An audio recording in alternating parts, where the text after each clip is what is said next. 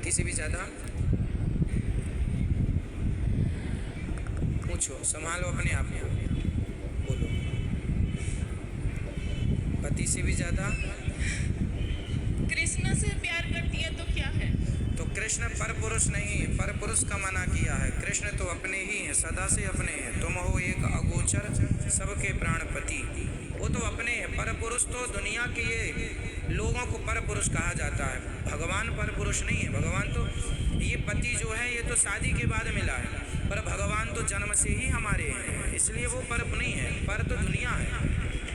और अगर मतलब शिव मंदिर भी गए, गणेश मंदिर भी गए, कृष्ण मंदिर भी गए, अगर कोई सारे मंदिर मतलब दुर्गा माँ के भी मंदिर गए, नारायण लक्ष्मी के भी मंदिर गए, अगर कोई सबसे ज़्यादा कृष्ण मंदिर में ही भावुक हो जाता है तो उसमें भगवान के बीच भेद है क्या?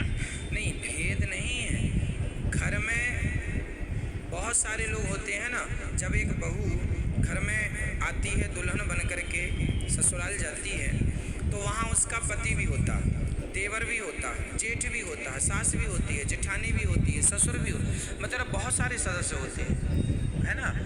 तो देखो ससुराल में होते बहुत लोग हैं, आप सम्मान भी सबका करते हैं, प्यार भी सबसे करते हैं, पर समर्पण केवल पति में करते हैं, हाँ या ना? जी। उसी तरह सम्मान सबका कीजिए, सभी देवी देवताओं का सम्मान कीजिए, सभी का आदर कीजिए, पर समर्पण अपने इष्ट भगवान के चरणों में करना चाहिए। जो आपके इष्ट हैं, जैसा आपने कहा श्री कृष्ण, तो आपको भगवान श्री कृष्ण में समर्पण करना चाहिए। परंतु आप सबको सम्मान, गणेश जी का भी आदर बना रहे, भगवान शंकर जी का भी आदर बना रहे, सम्मान करते हैं, लेकिन भावुक समर्पण, ये जो आप भावुक बोल रहे हैं ये आपका समर्पण है, अच्छा है। भावुक हो जाना भगवान के आगे ये दर्शाता है कि आप भगवान से प्रेम करते हैं, और प्रेम की ही पर्यायवाची भक्ति, ये जो भक्ति है वो प्रेम भक्ति यही है कि आंखों में आंसू आ जाएं भगवान के लिए देखकर, बस यही तो प्रेम है। भगवान इसी प्रेम के भूखे हैं, कोई फॉर्मेलिटी के भूखे नहीं है भगवान। और आपने आज तुलसी माला जपने के लिए कहा था, वो ओपनली जपना तुलसी की माला अंदर होती है, वो गौमुखी होती है, उसके अंदर करके ऐसे अंदर जपना चाहिए। हाँ, अंदर बाहर बाहर भी कोई ऐसे भी जपे तो बुरा नहीं है, पर भोजन भजन पर्दे के अंदर ही अच्छा लगता है। जी, थैंक यू महाराज। खुश रहिए। गुरुजी राधे राधे। जी, आपके चरणों में इस दासी का कोटि कोटि प्रणाम। खुश रहिए। गुरुजी आज आपने भागवत में जो शुभ समाचार दिया उसे सुनकर हम इतने खुश हो रहे हैं कि हमसे रहा नहीं गया कि आपका धन्यवाद कैसे करें।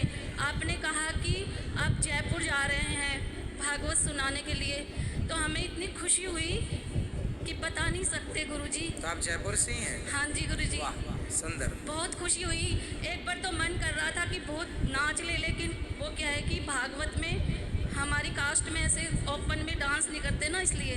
कोई बात नहीं, अब आप जब वहाँ आएंगे कथा सुना रहे हैं तो आप तो खूब झूमिएगा। और बहुत सारे लोगों को लेके आएंगे हमारे साथ।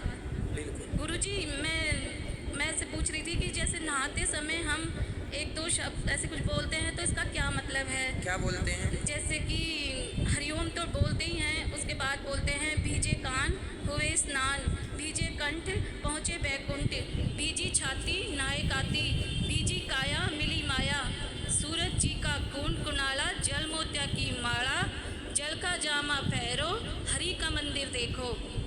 इसका क्या मतलब है? इसका मतलब ये है कि जब हम कोई तीर्थ नहीं जा पाते, हम घर में जब स्नान करते हैं ना, हाँ जी। तो हम कई लोग ऐसे होते हैं हर हर गंगे करते हुए, हम यदि तीर्थ नहीं गए, गंगा नहीं नहाए, नर्मदा नहीं नहाए, और घर में स्नान करते समय यदि हमने गंगा यमुना कावेरी का स्मरण कर लिया तो हमें गंगा स्नान का फल घर बैठे मिल जाता है केवल स्मरण मात्र से।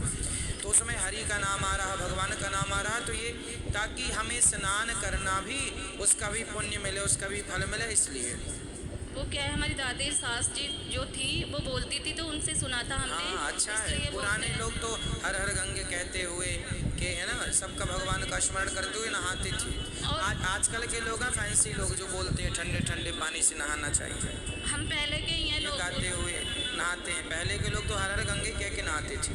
करते हैं मुकुट, वो राधा रानी ने गिफ्ट दिया था।